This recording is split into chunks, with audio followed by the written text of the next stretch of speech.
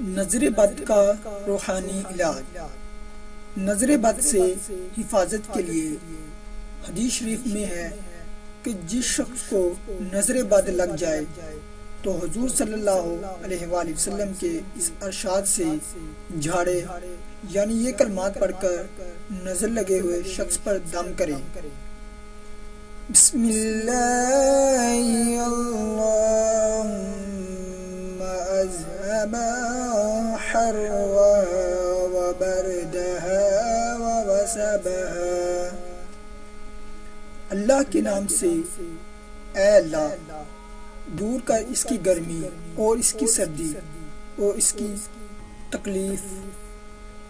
اس کے بعد کہے کم باذن اللہ، اللہ کے حکم سے کھڑا ہو جا۔ اللہ تعالی نظر بد سے شفا عطا فرمائے، آمین۔